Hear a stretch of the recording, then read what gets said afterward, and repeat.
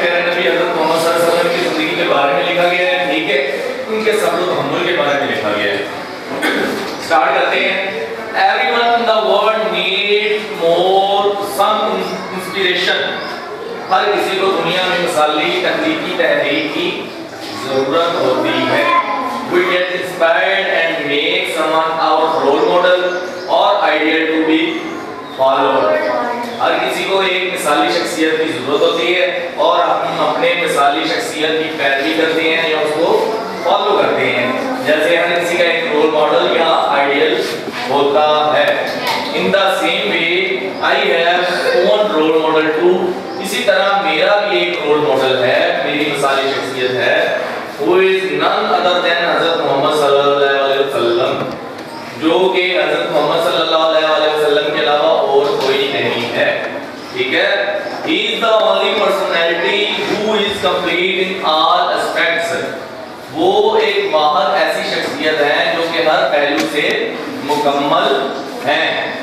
حضرت محمد was called al-Sadiq and al-Amin for his honest nature. ان کی ایمانداری کی وجہ سے ان کو الصادق اور امین کا لقب دیا گیا. He always spoke the truth without considering the consequence. Consequence کہتے ہیں نتائج کو. وہ کہتے ہیں کہ وہ ہمیشہ سچ بولتے تھے چاہے اس کا نتیجہ جو بھی ہو، بغیر سوچے نتائج کے انہوں نے ہمیشہ سچ بولنا تھا. آگے والا پیج نکالو.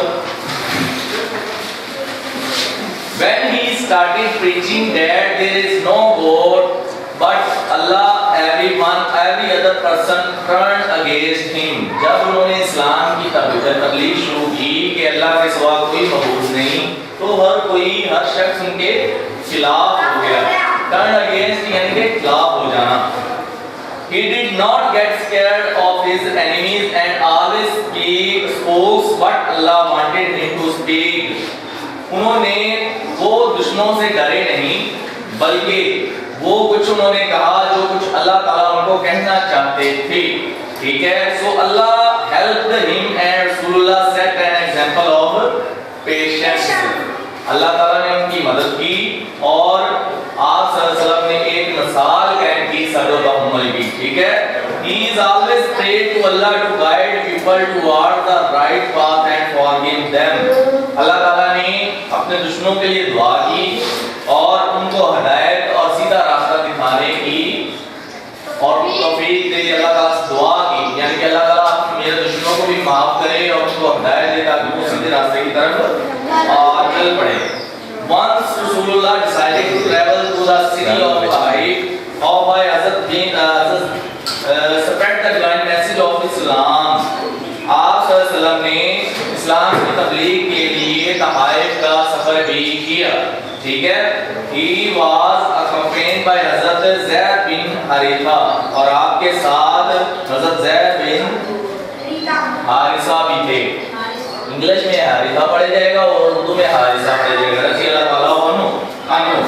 ٹھیک ہے. رسول اللہ صلی اللہ علیہ وسلم stayed in Taif for 10 days. آپ نے طائف میں 10 دن تک قیام کیا. During this period, he invited tribal chiefs to embrace Islam, but they rejected and injured him.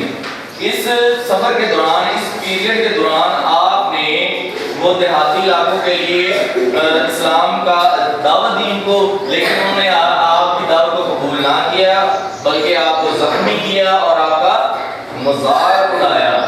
One day a mob pelted with him with stones and injured him اور آپ کو پتھر مار کے زخمی کر دیا. Despite his injuries آپ نے اپنی زخموں کے باوجود he prayed for them. آپ نے ان کے لیے دعا کی. Then an angel appeared before Rasulullah and sought his permission to destroy the city of Taif. آپ پھر ایک فرشتہ ظاہر ہوا آپ پر اور آپ سے اجازت مانگنے لگا کہ آپ اگر اجازت دے تو میں طائف کو تباہ کر دوں، اس شہر کو تباہ کر دوں. رسول اللہ who comes as a blessing for the whole universe. آپ صلی اللہ علیہ وسلم جو پوری دنیا کے لیے رحمت بن کر آئے تھے، آپ نے اللہ تعالیٰ سے دعا کی. Pray to Allah and said, Oh Allah, guide the people of Taif to the right path. آپ نے کہا کہ اے اللہ تعالیٰ تو Taif though they have not embraced Islam, I hope their children will definitely accept the divine faith.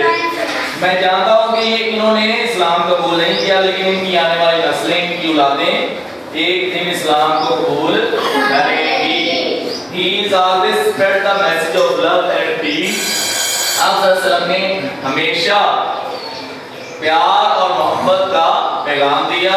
No matter how hard the challenges were, neither he lost his patience nor spoiled his enemy.